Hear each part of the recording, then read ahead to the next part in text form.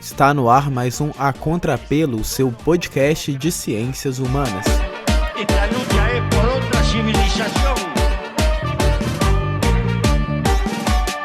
Invadiram nossas terras, roubaram nossas riquezas. Reis, rainhas, príncipes, princesas. Olá pessoal, está começando mais um A Contrapelo, seu podcast de ciências humanas. E hoje a gente vai voltar com a nossa série, que está parada há um tempinho, né, sobre história e literatura, mas com um formato um pouco diferente. A gente vem discutindo, dentro da teoria da história e da literatura, como que essa relação entre as duas áreas vem acontecendo nos últimos anos, etc. Mas hoje a gente vai começar a dar início em um projeto novo, né, que a gente está pensando, em pensar as escolas literárias e a sua relação com a história e com a literatura. Nesse sentido, a gente vai percorrendo um pouco como que se dá, né, esses desdobramentos e essas interlocuções, para tentar compreender da melhor forma possível, né, as estratégias que foram usadas ao longo da história, tanto canônico, como a gente conhece, mas também da história da literatura, para tentar traçar um paralelo, né, entre essas áreas e também a forma de se contar e a forma de se narrar uma história ou o passado, enfim. Então essas são algumas reflexões que a gente vai tentar suscitando ao longo dessa série. E para dar início a ela hoje, nós vamos falar um pouquinho sobre o naturalismo e qual que é a relação dele, né, entre esse mundo real e ficcional. Para poder conversar com a gente, nós convidamos o Rodrigo Mingotti. Tudo bom, Rodrigo? Tudo bem. Antes de mais nada, eu queria agradecer, né, a sua gentileza em vir participar conosco. Eu queria, se possível, que você se apresentasse para a gente. Sim, certo.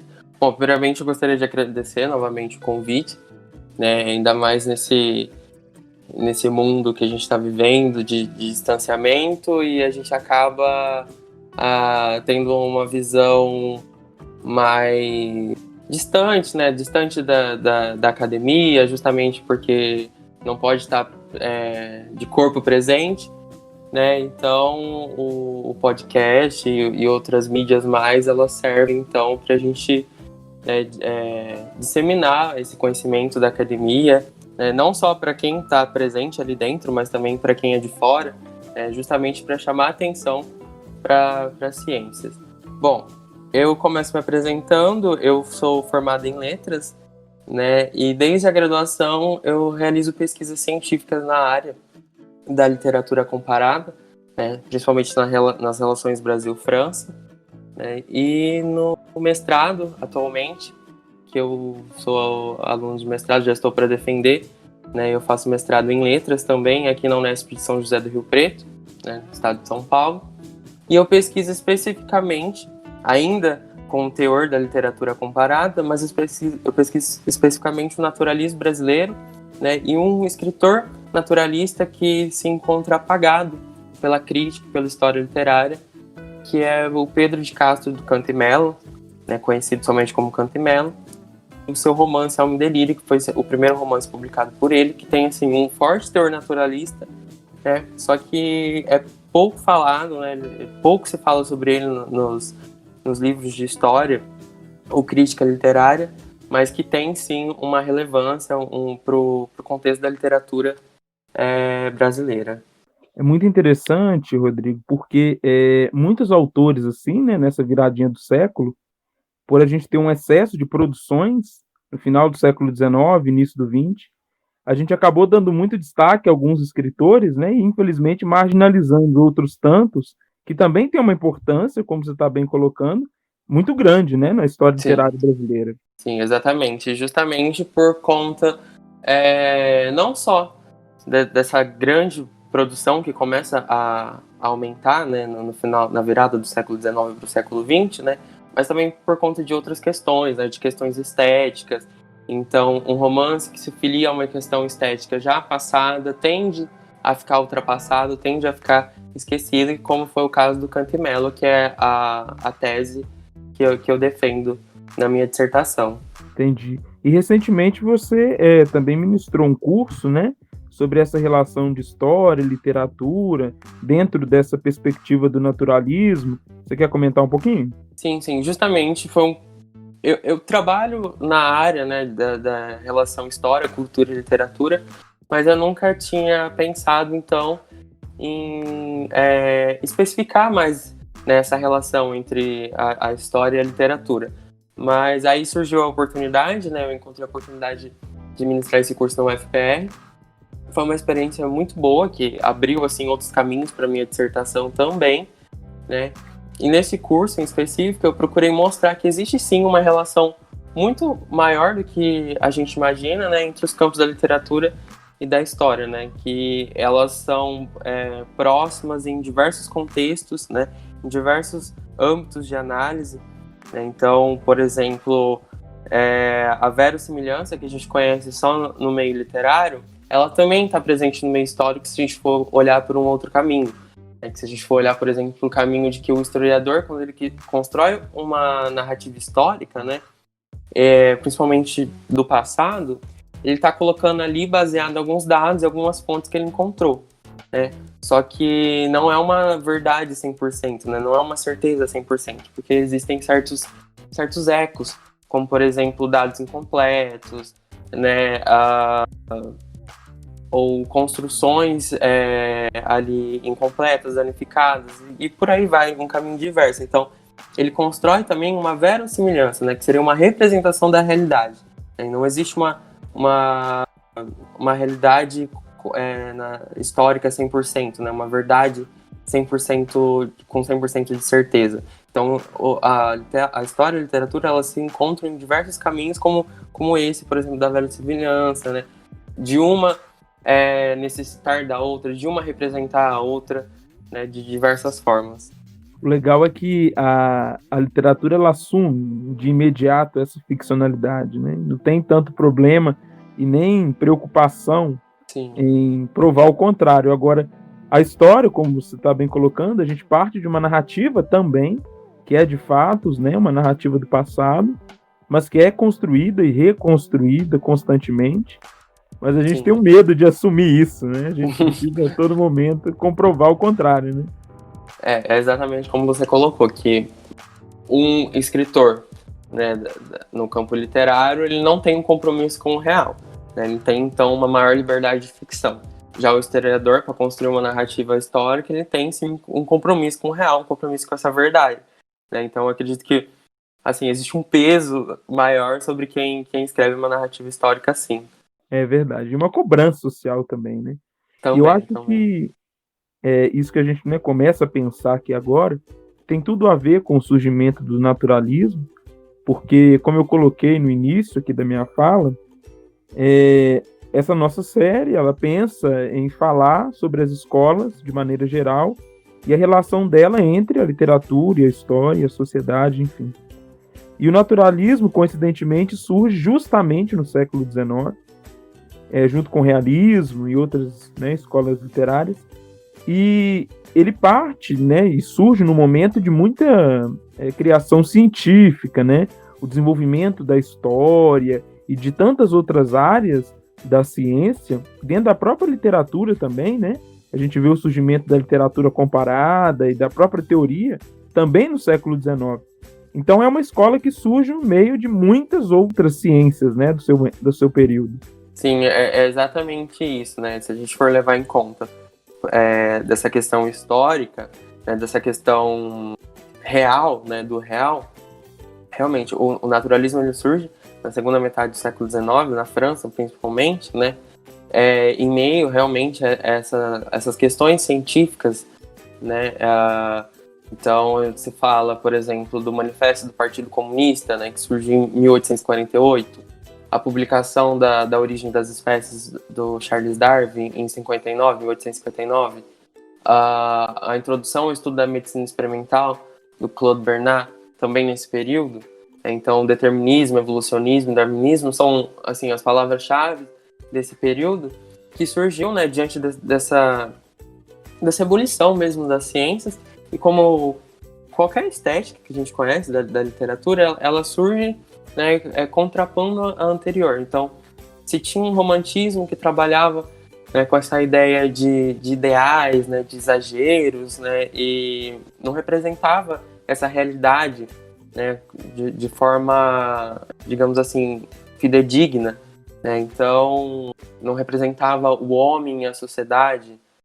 Então surge o naturalismo justamente, né, para contrapor essas normas românticas, né, que eram consideradas falsas pelos escritores que surgem, né, os escritores naturalistas que surgem, eles consideram como com certa falsidade essas vertentes românticas, né, justamente porque ela dispensava esses aspectos sujos, né, esses aspectos imorais, verídicos mesmo da sociedade, do homem, né, que eram, de certa forma, mascarados no romantismo. Então o realismo, o naturalismo surge diante dessa necessidade de representar, né, melhor essa realidade. Justamente essa modernidade também que surge no século XIX, né? Transformar assim a literatura como uma ciência também, né? Como um método experimental. E é nisso que eu queria chegar, Rodrigo, porque é uma questão muito interessante para a gente pensar, porque, como a gente comentou, o artista, né, o escritor, enfim, ele não tem essa preocupação, né, em desvendar e explicar sociologicamente a realidade, enfim, embora o faça, né, mas não é o grande objetivo. Mas a gente vê uma diferença nesse tom do escritor naturalista. Ele tenta se imbuir de um cientificismo, né, da época também. Sim, exatamente, né? Se a gente for pegar a teoria do romance naturalista e experimental, né, sempre esse caráter científico. Inclusive, surge nesse período também o realismo, né, também em contraposição ao romantismo, né, e o realismo também depende também do teórico, do crítico que se debruça sobre esses temas, né, porque um vai dizer que o realismo e o naturalismo são as mesmas coisas, outros vão dizer que um é posterior ao outro, um é uma superação do outro, né, então isso é um conceito que se diverge. Mas eu parto do princípio de que o romance realista, né, e também o Nelson Sodré, no livro Naturalismo no Brasil, ele fala disso, né, que o romance realista, né, o realismo, ele seria uma espécie dessa representação da realidade, mas seria uma representação estática, é como se fosse uma fotografia, né, não tem qualquer nível de análise. Já o naturalismo, né, ele vai trabalhar como um método analítico dessa representação da realidade, né. Então ele parte dessa realidade do meio, né, e da verdade do humano para poder fazer a sua representação, né? Então foge um pouco dessa questão da imaginação. O Nelson Sodré, que eu citei nesse livro, ele faz uma metáfora quando ele diz que o romance realista, né, como se o romance realista encarasse o social, né, a sociedade, né, a podridão social, usando luvas de película. Essa é a metáfora que ele usa, né? Então, o romance realista ele vai descrever ali, de certa forma, a sociedade tal como ela é, mas ainda de uma forma sensível. Já o romance naturalista, né, o escritor naturalista experimental, ele vai pôr luvas de borracha, assim como um cientista, para poder, então, né, trabalhar no seu enredo, trabalhar nos seus personagens, né, justamente com esse rigorismo, né, científico, né, das técnicas científicas, né, da experimentação e por aí vai.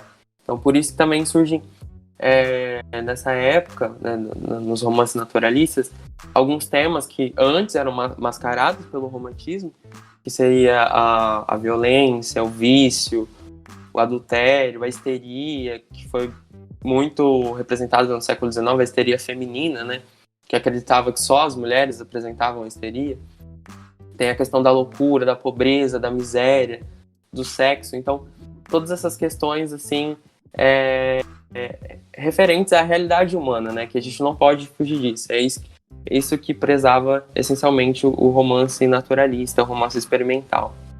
Você chama atenção para um conceito assim, né, para esse estilo de romance, que é essa ideia de um romance experimental. Explica pra gente um pouco o que é isso, Rodrigo. Bom, o romance experimental, na verdade, ele surge com o Zola, né? O Émile Zola, que é um escritor francês, que ele foi considerado o chefe do movimento naturalista, né, embora o Zola mesmo negasse esse título, porque ele não gostava de atribuições de títulos, né, segundo os seus biógrafos, mas ele cria, então, né, essa teoria do romance experimental.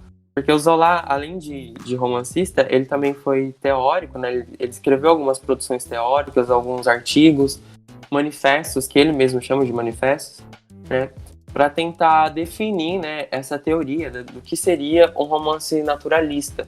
E ele parte, então, que esse romance naturalista seria um romance experimental, justamente porque ele se baseia nas teorias científicas da época, que a gente comentou aqui no início, né, que era do desenvolvimento das ciências, né, inclusive da medicina experimental, né, do Claude Bernard, do Dr. Lucas. Então, ele parte desse princípio dos avanços da modernidade, né, das chamadas ciências naturais, da fisiologia, da medicina, da sociologia, né, que realizavam à época, né, experimentos, né, para confirmar teses, né, hipóteses científicas. Então, ele parte disso para então definir um romance experimental, que a partir do mesmo princípio, né, que seria um texto assim, né, baseado nessas áreas científicas, né, proveniente de um escritor que se interessasse por todos esses conhecimentos científicos, né, em justaposição da ordem social, né, em justaposição da realidade social da sociedade, que no caso era a sociedade francesa da segunda metade do século XIX, né, que é marcada principalmente pela questão operária, né, e tudo que se envolve em volta disso. Então, o Zola ele cria essa teoria do romance experimental, né, que seria um romance em que houvesse um trabalho, né, com o homem e a sociedade, né, baseando-se em teses científicas, né, as teses científicas do período. Então, seria uma espécie de trabalho de mão dupla, né, um trabalho que o romancista deveria trabalhar com a sociedade que age sobre o indivíduo e o indivíduo que age sobre a sociedade, né? E também, no meio disso, existe a teoria do determinismo, né, da influência do meio, que também era uma teoria nova que tinha surgido à época, né, em que o meio ele era capaz de modificar, né, o sujeito, modificar o indivíduo, o homem, né, de acordo exatamente com as manifestações desse meio. E esse determinismo no meio é uma dos fundamentos principais do romance naturalista. O legal desse movimento, né, que você chama a atenção, é porque a gente está muito acostumado a perceber a literatura sendo estudada pela ciência, né? Mas o outro caminho é difícil da gente encontrar, assim, o próprio escritor, né, na produção literária, colocando os aspectos da ciência do seu tempo. A gente tem um movimento grande e importante da psicanálise, igual você está colocando, né, do determinismo e outros elementos, que vão saindo de um campo científico, social, para entrar nesse literário. E é muito interessante como que os escritores eles vão transpondo, né, transformando essas teorias e encenando em suas obras as ações do homem, né, em meio a todo esse caos, a todas essas questões, dando um enfoque, principalmente, como você bem colocou, nesse lado mais obscuro da sociedade. Então, o que ninguém quer ver é o que eles vão mostrar. Isso eu acho, assim, muito bacana. Tem uma ideia também de que o homem não é tão civilizado assim, né, Rodrigo? Exatamente. Só pegando um gancho no que você tinha falado anteriormente, no naturalismo buscava-se, então, né, o que era mascarado, então buscava-se mostrar a verdade, né? Então, a sociedade ela não é perfeita, o homem não é perfeito. O homem está ali sobre influências do meio, influências genéticas também, hereditárias, que era uma das questões que o naturalismo também vai trabalhar. O Zola trabalhou com excelência essa questão da hereditariedade, quando ele cria a saga Le Rougon-Macquart, que ele trabalha em 20 romances, né, uma saga de 20 romances, ele trabalha com essa questão hereditária, que a primeira ascendente da família Rougon-Macquart né, ela vai se manifestar até no último descendente da sua prole ali, né? Então, é essa questão de trabalhar com essas teorias científicas e trabalhar também com a verdade, né? Com a verdade que era, então, mascarada. Para a gente poder pensar um pouquinho sobre essa discussão aqui no Brasil, a gente poderia continuar falando aí sobre o Zola e esses 20 romances dele, não é pouca coisa, né? Não. Mas tentando trazer um pouco para o Brasil, o livro mais famoso que nós temos é o Cortiço, né, do Luiz de Azevedo, que foi lançado quase que no mesmo ano do Memórias Póstumas, né? E assim, mostra como que esses dois movimentos vão crescendo paralelamente aqui no Brasil. Exatamente.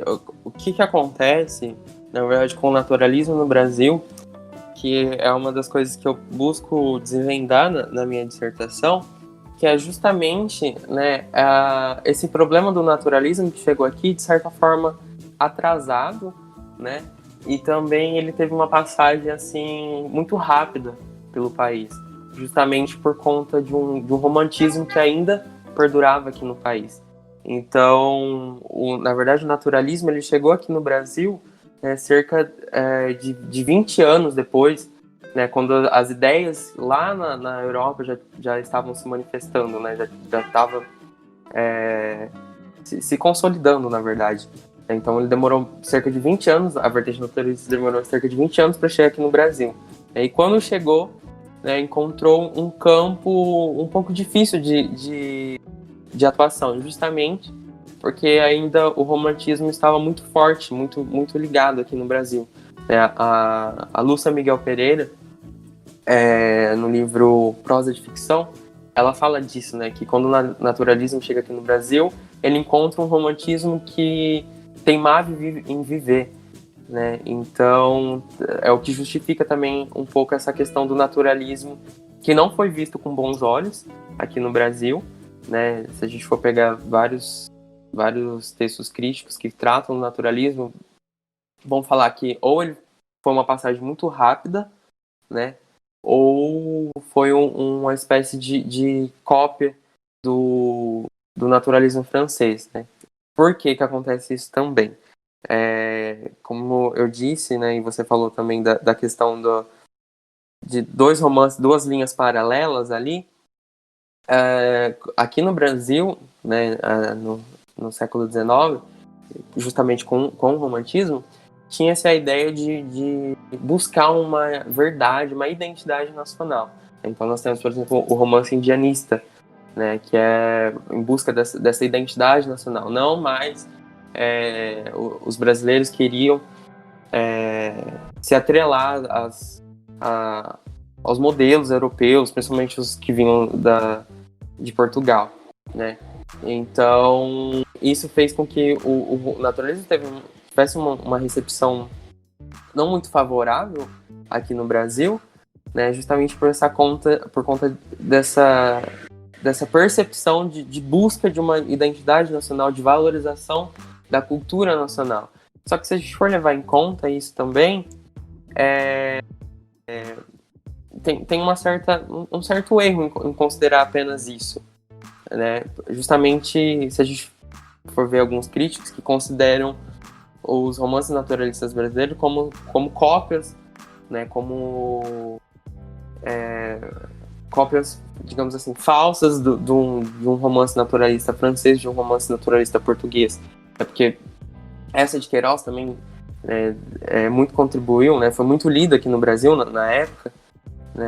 O Primo Basílio, por exemplo, teve uma repercussão muito grande aqui no país, mas ainda eles tinham um certo receio de aceitar essa nova vertente, justamente por conta desses influxos, né, que vinham da Europa, justamente por conta dessa ideia de nacionalidade que se buscava, né? Então o naturalismo ele teve um campo de atuação meio delicado no país, se a gente for observar todas essas questões, né? Então, mas isso não deixou do naturalismo se manifestar no Brasil e se manifestar de uma maneira digamos assim, boa, né? De uma maneira excelente. Se a gente for ver, considerar o Curtiço, que é o nosso cânone do naturalismo, é um texto, assim, excelente. Existe, sim, algumas características, a maneira que a gente chama a literatura comparada, existe, sim, a maneira do romance naturalista francês, né? Ou do romance naturalista português, mas, sim, ele trabalha também com questões locais, né? Com caráter nacional. Então, a gente já pode derrubar essa tese de uma má assimilação, né? Que, sim, foram escritos romances à maneira né? Mas em caráter nacional, né? Com contexto local. Muito bom mesmo. Como você tinha comentado anteriormente, Rodrigo, é interessante, né, para a gente pensar a força desses dois movimentos em simultâneo, né, o realismo e o naturalismo no Brasil.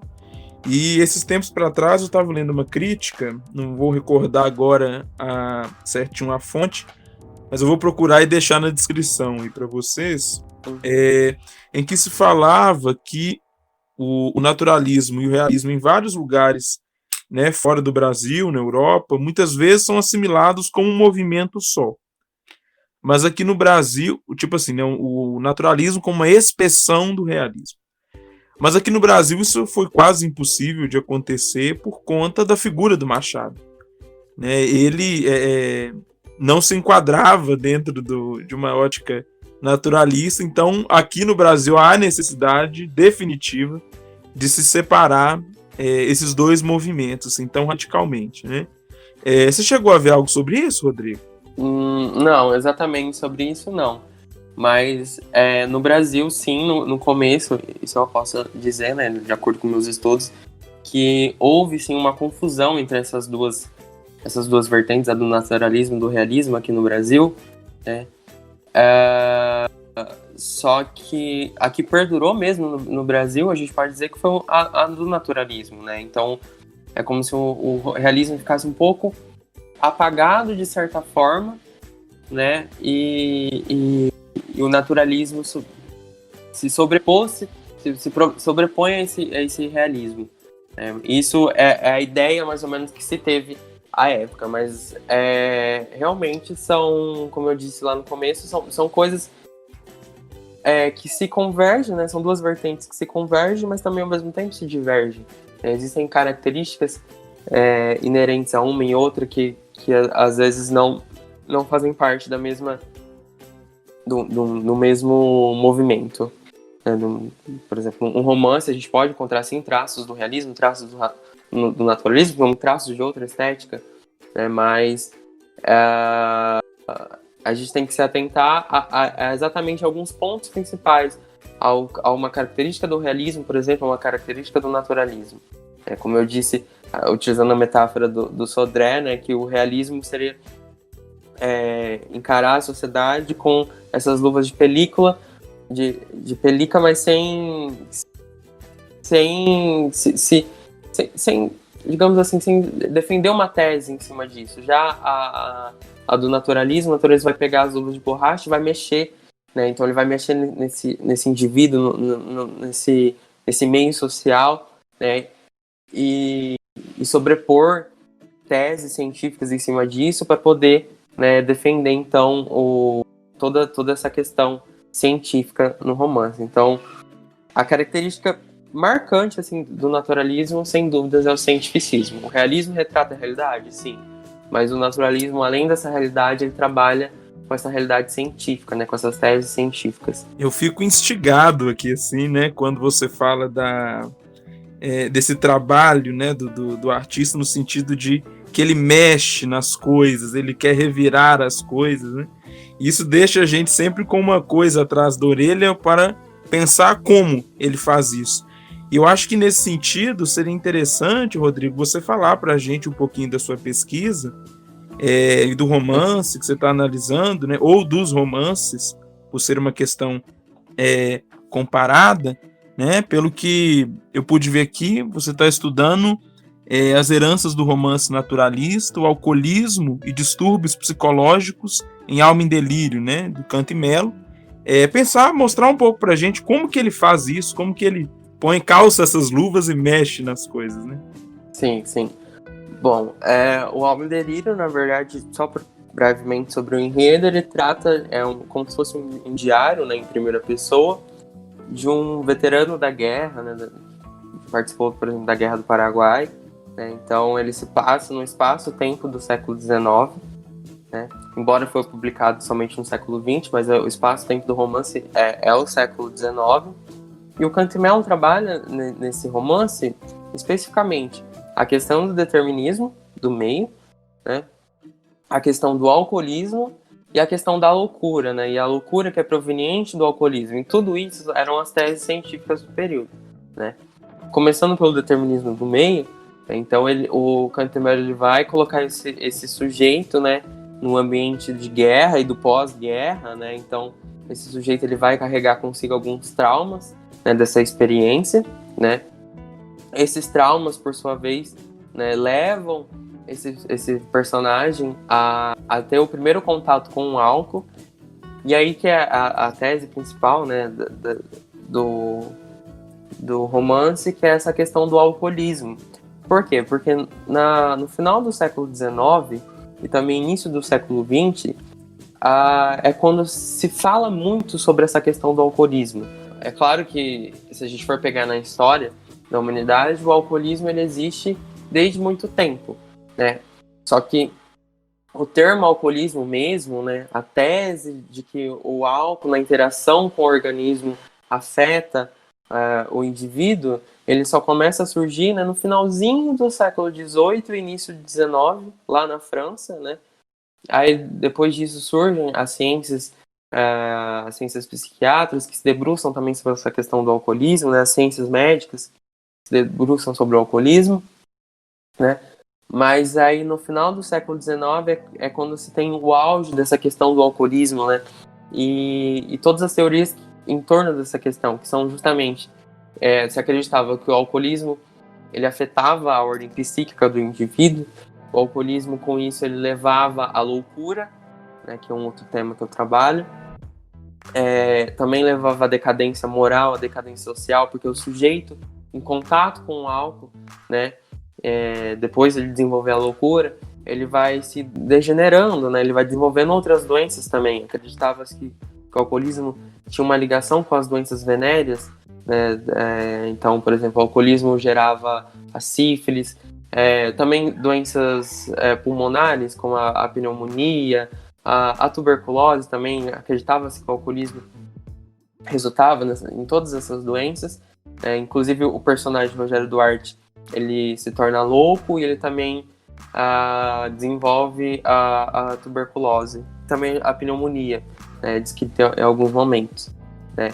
Além disso, que eu acho que é a tese que eu mais gosto de mexer, que é com essa questão da loucura, né, como a loucura é encarada.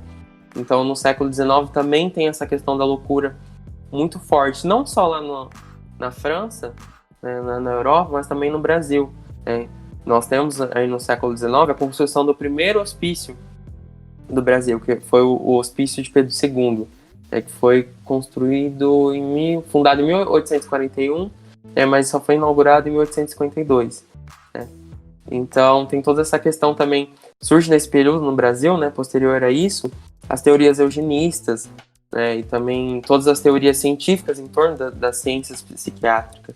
Então o Cantemelo se utiliza de tudo isso, né, que está ali muito forte, presente no século XIX, para então poder trabalhar no seu romance. Né? Então ele se utiliza do determinismo do meio, das teorias em torno do alcoolismo, das teorias em torno da loucura, para poder então, de certa forma, confirmar essas teses científicas, né, e demonstrar essas teses científicas no romance, né?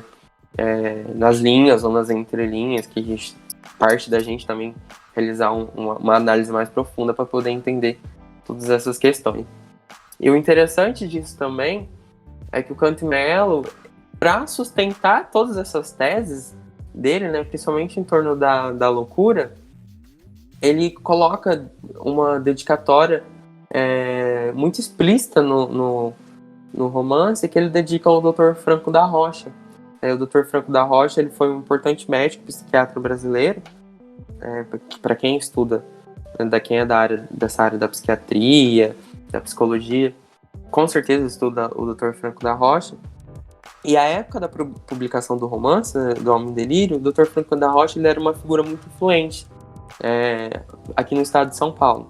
Inclusive o Cantimelo, ele é gaúcho, né, ele sai lá do Rio Grande do Sul, mas ele vem para São Paulo, né, então em São Paulo ele se forma em Direito também, e ele atua especificamente em São Paulo, então ele deveria ter lá seus contatos. E o Dr. Franco da Rocha, ele fundou o primeiro hospital psiquiátrico, né, o primeiro hospício aqui no estado de São Paulo, que é o Hospício de Juqueri, que também foi muito, muito importante para a época e é muito conhecido também. Então, essa construção que ele faz, né, quando ele dedica o romance ao Dr. Franco da Rocha, ele constrói uma espécie de validação para o seu romance, né, validação para as teses científicas que ele trabalha no romance. Porque, pensando assim, se eu falo de um romance que trata essencialmente do tema do alcoolismo e da loucura, né, eu trago essas teses científicas, nada melhor do que eu dedicar a um psiquiatra, mas não a qualquer psiquiatra, ao Dr. Franco da Rocha, né, que no período que eu estou aqui escrevendo, publicando o meu romance, é uma figura muito importante, muito influente. Então, essa construção também traz uma validação, uma espécie de prestígio para o romance. E não somente isso, né, como você mesmo disse, eu trabalho com a literatura comparada, então eu trabalho com mais um romance. O outro romance com o qual eu trabalho é o La Sommois, de Zola, que em português se traduz por a taberna, o bar. O Zola, logicamente, com as teorias que ele mesmo postulou, ele vai trabalhar realmente com outras teses científicas, né? Ele trabalha essencialmente com a tese da hereditariedade genética, né? E também com a tese do alcoolismo e da loucura, né? Então, em La Sommois, nós temos uma família de operários, né, que em algum momento ali, eles, por conta de influências do meio, né, por conta das circunstâncias do meio, né, eles vão entrar em contato com o álcool, né, vão desenvolver o alcoolismo e, consequentemente, a loucura depois, né, e assim como em Alma e Delírio, esses sujeitos vão ser levados a uma total degeneração, uma degradação social e moral. Né? Se no começo eles eram pobres, eles terminam miseráveis, assim, em condições insalubres, digamos assim. E uma tese muito interessante que o Zola trabalha é essa tese da hereditariedade genética, né? Que ele diz, não só nesse romance, mas em outros da saga, né? Que se por exemplo, a Gervaise, que é a protagonista de La Sommois, se ela tem essa predisposição para o álcool, né, e se ela tem esse caráter, de certa forma, hostil, né, isso é proveniente da sua herança genética. Né, o seu pai era alcoólatra, seu pai era agressivo também e agredia a sua mãe. Então, inclusive ele fala que se a Gervaise, ela é coxa, né, ela é manca. Então ele diz que se ela é coxa, é justamente porque ela nasceu num dia durante as agressões do pai contra a mãe, né, que o pai estava alcoolizado lá e estava agredindo a mãe, e ela nasceu assim prematuramente, né, no meio dessas agressões. Então o Zola trabalha muito bem essa questão científica da hereditariedade genética, né, no romance. E também não só ele trabalha com a questão histórica, né, com a questão da influência do meio. Até porque o nome da sua saga é História Natural e Social de uma Família no Segundo Império. Então ele já situa bem essa questão, né, do efeito histórico no texto literário. Então ele vai trabalhar ali com questões do século XIX, que era diante da Revolução Industrial que teve na França nesse período, né? Ele vai trabalhar com a questão operária. Então, o que se liga a essa questão operária? A questão da pobreza, da miséria, dos baixos salários, né? As péssimas condições de vida, né? As formações dos bairros operários, em que o La Sommois descreve um pouco o cenário desse bairro operário, e a gente, em alguns momentos, se lembra também do cortiço, que a gente tem essa questão insalubre ali do cortiço, né? Então, lá nos bairros operários, no bairro operário de Zola também tem essa questão da insalubridade, né? Da presença dos cortiços também, né, de estabelecimentos sujos, estabelecimentos insalubres. Inclusive, um fato curioso é que o Zola, segundo os seus biógrafos, né, ele visitava esses locais, né, ele visitava esses bairros operários, então ele observava, ele estudava esses personagens da vida real para então poder representar esses personagens dessa classe nos seus romances. A dificuldade para mim aqui está sendo só anotar tudo isso que é dito, né? É muita coisa assim, interessante demais, Rodrigo, que você vai trazendo e que complementa muitas outras ideias também que eu vou tendo e tal. Mas eu queria, só para a gente já ir caminhando para o fim, né? Infelizmente, pontuar alguns elementos que eu fui destacando aqui na sua fala que eu acho que são importantes assim, da gente conceituar um pouco. O primeiro é pensar o lugar da literatura, né? Porque, como você bem colocou no exemplo do Canto e Melo, dedicar o seu romance, o seu livro a um médico da época, né? Isso mostra um lugar muito diferente e importante da literatura para a época, né, para o contexto do século XIX. E hoje é quase impensável a gente pensar num livro querer tanta repercussão, assim, né? Eu vou dedicar esse meu romance a um grande político, a um grande médico, né? É muito mais raro da gente ver. E ali a gente vê esse lugar social da literatura, né? Ele não está escrevendo apenas ficção. É uma ficção que já tem uma projeção, uma perspectiva de chegar ao cânone, né, de um trabalho psiquiátrico da época, por exemplo. Então eu acho muito interessante como que o próprio escritor também projeta o seu texto, né, antes dele ser publicado, enfim, né, com essa dedicatória. Então isso me chamou muito a atenção. E um outro elemento, e o que até o próprio Afrânio Coutinho, né, no Notas de Teoria Literária, chama atenção, para a construção desses personagens né, os personagens típicos.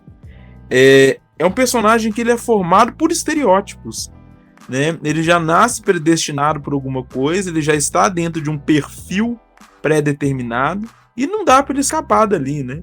E o Curtiço é interessante muito isso, porque lá nós temos o perfil de cada tipo social, de cada personagem, e eles dificilmente conseguem sair desse engessamento, né, que é colocado diante da personagem. Isso é muito interessante da gente pensar, né? Sim, exatamente, porque também é uma questão do que o naturalismo pretendia, né, do que o romance naturalista preza, que é essa questão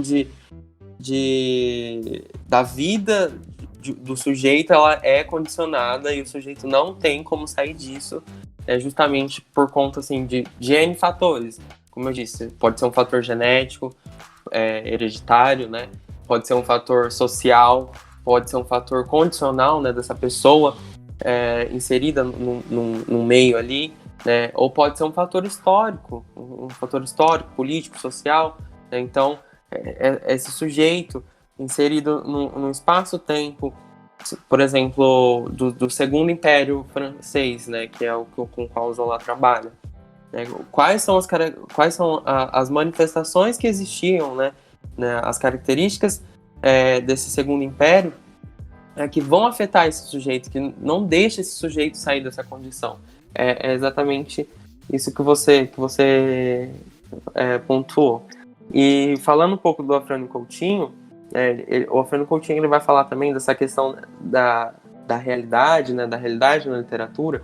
Agora eu não lembro ao certo em qual texto está, mas depois eu posso procurar, que é essa relação do texto literário com a realidade, né? Que o Afrânio Coutinho ele diz que todo texto literário ele parte sim de uma realidade, né? E essa realidade é uma realidade social, né? Então existe uma representação entre a realidade e a sociedade, né? Uma relação, né, entre representação e sociedade, né, com qual a literatura vai trabalhar. Então, o autor ele vai partir dessa realidade social, né, da qual ele faz parte, né? Então, se a gente for pensar, o Zola, quando ele escreveu, ele vai partir da realidade social ali francesa, da segunda metade do século XIX, né, que é diante das teorias científicas da época, né, da Revolução Industrial, né, da questão operária. O Cantimelo, ele vai partir de uma realidade pela qual ele passou também, né, que é também do século XIX, né, fim do Segundo Reinado Brasileiro, início da República, né, um período também onde se teve alguns conflitos armados, por exemplo, a Guerra do Paraguai, que foi um dos maiores conflitos brasileiros, né, e outros conflitos menores, dentro do território nacional mesmo. Então, tudo isso, o autor ele vai partir dessa realidade social, né, que ele está inserido, para então poder compor o seu texto, né, para poder construir então esse efeito do real, que o Zola ele vai definir, na verdade, como um senso do real, né, existe uma sensibilidade desse real, né, diante dessa representação. Muito bom, muito bom. O Rodrigo, infelizmente, né, nosso papo tem que ir caminhando para o final. Eu gostaria, assim, imensamente, né, em nome da nossa equipe aqui do A Contrapelo, agradecer sua gentileza e disponibilidade de vir conversar um pouco com a gente. Eu tenho certeza, assim, que para os nossos ouvintes e para mim também foi um momento, assim, muito enriquecedor, que eu pude ir explanando algumas ideias e pegando outras também, né, outras tantas. Eu queria deixar aí essa mensagem de agradecimento e deixar você aí para as suas considerações finais. Bom, primeiramente eu gostaria de agradecer novamente, né, pelo convite. Realmente foi enriquecedor para mim também, né, para poder conversar um pouquinho e também pegar um pouco das suas ideias, das suas considerações. Pode ter certeza que eu vou utilizar na dissertação. E eu gostaria de agradecer também ao podcast, né, pela oportunidade. E a quem se interessar também pela pesquisa pode entrar em contato comigo ou para sugerir alguma coisa, uma crítica, um elogio, porque tudo que é para agregar é bem-vindo, né? E eu gostaria também de frisar essa questão, né, de se trabalhar com outras mídias sociais, justamente no momento que a gente está vivendo, né, não só do século XXI, mas também no momento desse cenário de pandemia, né, para a gente não se afastar um pouco do conhecimento científico, né, e divulgar esse conhecimento científico para além da academia. Então, o podcast é uma boa maneira de se fazer isso, né? E justamente por trabalhar, eu sei que o podcast trabalha mais nessa questão da história, mas se trabalhar com a interdisciplinaridade é algo que eu sempre valorizei, é algo que eu valorizo muito, que é juntar uma ou mais disciplinas, duas ou mais disciplinas, para poder, né, estudar um objeto, né, por completo, porque se a gente parte só de uma área, esse estudo fica, digamos, como diz a minha orientadora, fica manquinho, né? Então a gente precisa completar com as outras áreas. Muito bom. Pessoal, então a gente vai ficando por aqui, né? Eu convido vocês a navegarem pelo nosso site, né, o www.acontrapelo.com.br. Lá a gente tem publicado alguns textos, algumas resenhas, né, textos literários também. Fica aí o convite aí para todo mundo poder participar. Essa nossa série, como eu disse, está começando agora. A gente vai pensar em outros movimentos literários e a relação deles entre a história e a literatura. A gente vai ficando por aqui. Nos encontramos nos próximos podcasts.